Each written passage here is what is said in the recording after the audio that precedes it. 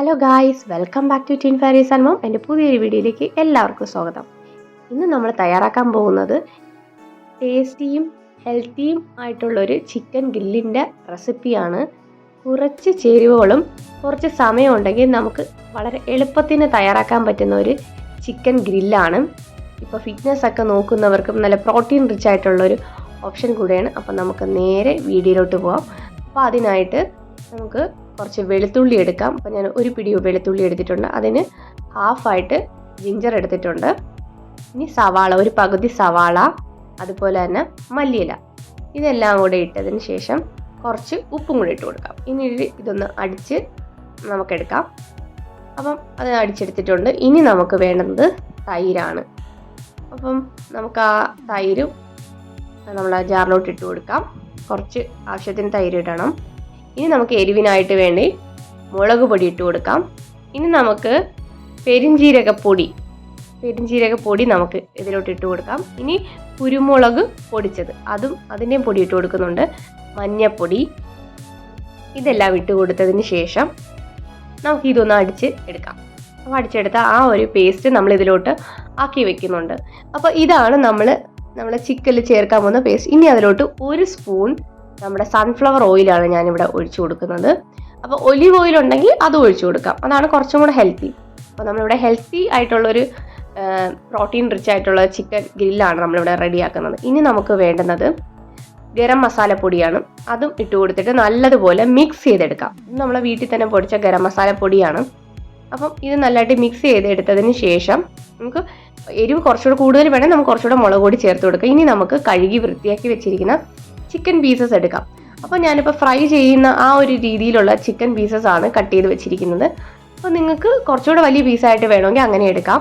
അപ്പോൾ ഫിറ്റ്നസ് ഒക്കെ നോക്കുന്നവർക്ക് നമുക്ക് ഇത് നല്ലൊരു ബെസ്റ്റ് ഓപ്ഷനാണ്. കാര്യം ഒരുപാട് എണ്ണയൊന്നും ചേർക്കാതെ നമ്മൾ വീട്ടിൽ തന്നെ നമുക്ക് റെഡിയാക്കാൻ പറ്റുന്ന ഒരു ഗ്രിൽ ഐറ്റമാണ്. ഇനി നല്ലതുപോലെ മസാല ഈ ചിക്കനിലോട്ട് പിടിപ്പിച്ചെടുക്കുക. നല്ലതുപോലെ കൈകൊണ്ട് നമുക്ക് ആ മസാലയെല്ലാം ഈ ചിക്കനിലോട്ട് ഇങ്ങനെ പിടിച്ച് വെക്കാം. ഇനി അതിന് ശേഷം നമുക്ക് ഇത് മാഗ്നേറ്റ് ചെയ്യാനായിട്ട് ഒരു 2-3 മണിക്കൂറോളം നമുക്കിത് ഫ്രിഡ്ജിലോട്ട് വെക്കാം. അപ്പോൾ ഒരുപാട് സമയം ഇരിക്കുമ്പോഴാണ് അത് നല്ലതുപോലെ മസാല എല്ലാം പിടിച്ചെടുക്കുന്നത്. ഇതിന് ശേഷം നമ്മളിത് ഓവനിലോട്ട് വെച്ചിട്ടാണ് നമ്മൾ ഗ്രില്ല് ചെയ്തെടുക്കുന്നത്. അപ്പോൾ ഓവൻ സെറ്റപ്പ് എല്ലാം അവിടെ റെഡി ആയിട്ടുണ്ട്. അപ്പം ഞാൻ അത് ഓരോ പീസസ് ആയിട്ട് നമ്മൾ ഗ്രില്ല് ചെയ്യാനായിട്ട് എടുത്ത് വെച്ചിരിക്കുവാണ്.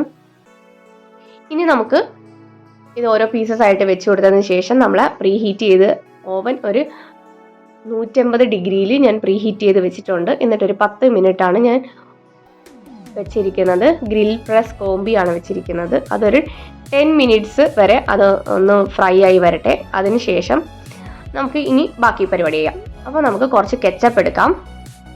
കെച്ചപ്പും ഇനി കുറച്ച് ചില്ലി ഫ്ലേക്സ് ആണ് നമുക്ക് വേണ്ടത്. കുറച്ച് ചില്ലി ഫ്ലേക്സ് കൊടുക്കുക. എരിവിന് കുറച്ച് ചില്ലി ഫ്ലേക്സും എടുത്തിട്ട് ഇത് നല്ലതുപോലെ ഇട്ട് കൊടുത്തതിന് ശേഷം മിക്സ് ചെയ്യുക. നല്ലതുപോലെ ഇത് രണ്ടും കൂടെ ചേർത്ത് മിക്സ് ചെയ്തെടുക്കുക. എന്നിട്ട് നമ്മളൊരു 10 മിനിറ്റിന് ശേഷം നമ്മുടെ ചിക്കൻ എടുക്കുന്നതാണ്. അപ്പോൾ ആ ചിക്കൻ എടുത്തതിന് ശേഷം ഈ ചിക്കനിലോട്ട് അതൊന്ന് തേച്ച് പിടിപ്പിക്കാൻ വേണ്ടിയിട്ടാണ് നമ്മളിത് എടുത്തിരിക്കുന്നത്. അപ്പോൾ അത് നല്ലതുപോലെ മിക്സ് ചെയ്ത് വെക്കുക. നല്ലതുപോലെ മിക്സ് ചെയ്തതിന് ശേഷം നമ്മളൊരു 10 മിനിറ്റ് ആയിട്ടുണ്ട്. അപ്പോൾ നമ്മളെ ചിക്കൻ പുറത്തെടുത്ത് അപ്പോൾ ചിക്കനിൽ ആവിയൊക്കെ വരുന്നുണ്ട്. അപ്പോൾ പകുതി വെന്തിട്ടുണ്ട് ഒരു സൈഡ്. അപ്പം ഇനി ആ സൈഡിലോട്ട് നമുക്കിതൊന്ന് നല്ലതുപോലെ തേച്ച് പിടിപ്പിച്ച് കൊടുക്കാം. അതേപോലെ എല്ലാ പീസ് ചിക്കനിലും അതിങ്ങനെ തേച്ച് നന്നായിട്ട് പിടിപ്പിച്ച് കൊടുക്കണം. പിടിപ്പിച്ച് കൊടുത്തതിന് ശേഷം ഇനി അത് മാറ്റി അപ്പുറത്തെ സൈഡിലോട്ട് ഇട്ടിട്ട് മറ്റേ സൈഡും ഇതുപോലെ നമുക്ക് നല്ലതുപോലെ തേച്ച് പിടിപ്പിച്ച് കൊടുക്കാം. അപ്പോൾ 2 സൈഡിലോട്ടും നമ്മൾ ഈ മസാല നല്ലതുപോലെ നമ്മളിപ്പോൾ റെഡിയാക്കി വെച്ചിരിക്കുന്ന ആ മസാല നമ്മൾ തേച്ച് പിടിപ്പിച്ച് കൊടുക്കാം. തേച്ച് പിടിപ്പിച്ച് കൊടുത്തതിന് ശേഷം ഇനി നമ്മൾ ഇതേപോലെ തന്നെ ഒരു 10 മിനിറ്റും കൂടെ 10-15 മിനിറ്റും കൂടെ നമുക്കിത് ചെയ്യാവുന്നതാണ്. അപ്പം ഒരു 15 മിനിറ്റിന് ശേഷം നമുക്കിത് എടുക്കാം, സെർവ് ചെയ്യാം. വളരെ ഹെൽത്തി ആയിട്ടുള്ള ഒരു ഡിഷാണ്. അപ്പോൾ എല്ലാവരും ട്രൈ ചെയ്ത് നോക്കുക. ഇഷ്ടമായെങ്കിൽ സപ്പോർട്ട് ചെയ്യുക. Thanks for watching.